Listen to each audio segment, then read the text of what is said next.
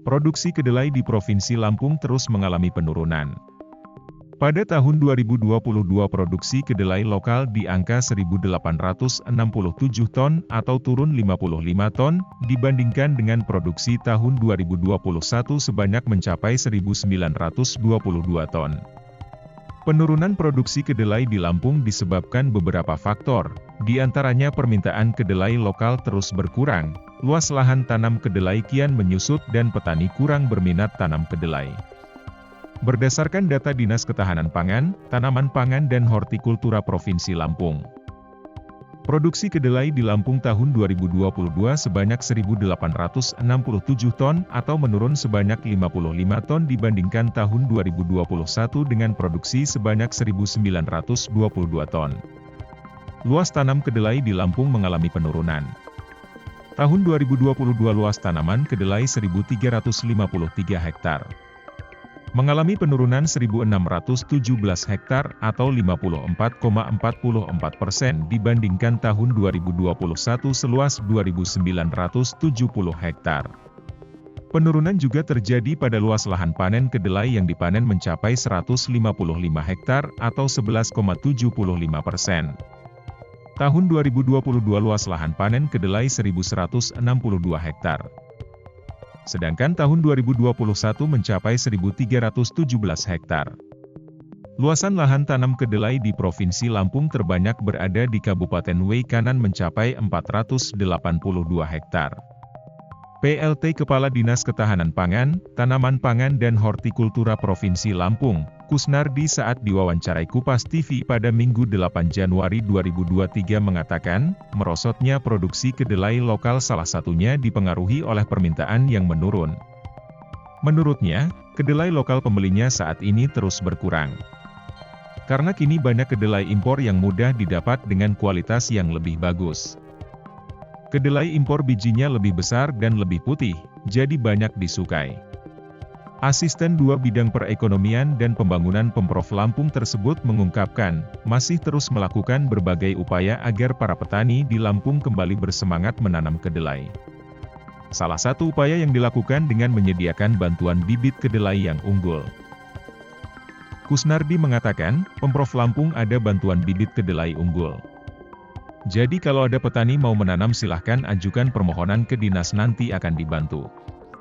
Bibitnya adalah varietas grobogan yang hasil panennya akan lebih baik, atau minimal sama dengan kedelai impor. Di lain pihak, Balai Pengkajian Teknologi Pertanian Provinsi Lampung sedang mengembangkan beberapa varietas kedelai lokal guna meningkatkan produksi kedelai. Peneliti Tim Kegiatan Perbenihan Kedelai pada BPTP Provinsi Lampung, Danarsi Diptaningsari, mengungkapkan berdasarkan uji adaptasi hampir seluruh varietas kedelai lokal dinilai cocok untuk ditanam di Lampung. Seperti yang memiliki biji sedang ke besar varietas Anjas Moro, dan grobogan cocok tapi harus cukup air. Kemudian yang baru varietas Detap, Dena, dan Devon, rata-rata cocok. Saat ini BPTP tengah menanam kedelai lokal di beberapa lokasi yakni di Kabupaten Pringsewu seluas 0,5 hektar dengan varietas Gepak Kuning, Lampung Selatan 2,5 hektar ditanam dengan varietas Detap 1, Dena 1 dan Dena 2. Varietas Detap 1 berpotensi bisa menghasilkan panen kedelai sebanyak 3,58 ton per hektar atau rata-rata 2,7 ton per hektar. Danarsi Diptaningsari mengatakan, pihaknya terus berupaya menggenjot produksi kedelai lokal di Lampung. Karena selama ini produksinya kian menurun. Dari pihak pengrajin tempe, diketahui harga kedelai impor kini mencapai Rp14.000 per kilogram di tingkat agen di Bandar Lampung. Dengan mahalnya harga kedelai tersebut, para pengrajin tempe tahu pun terpaksa memperkecil ukuran tempenya.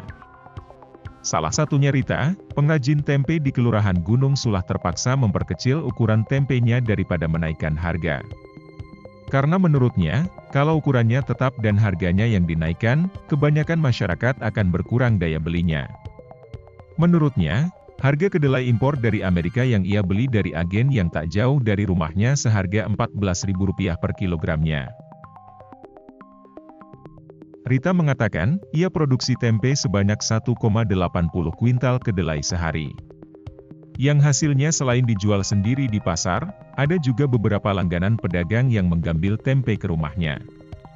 Rita mengaku lebih memilih kedelai impor daripada lokal karena kedelai lokal kurang bagus dan susah jadinya. Selain itu juga, kedelai impor ketika diproduksi lebih mengembang, sehingga hasil tempenya lumayan banyak. Menurutnya, dengan mahalnya kedelai tersebut daya beli masyarakat sejauh ini cukup lumayan tidak ada perubahan. Sementara, Yeni salah satu pedagang tempe lainnya mengaku, mahalnya harga kedelai ini berimbas juga dengan pemasukannya.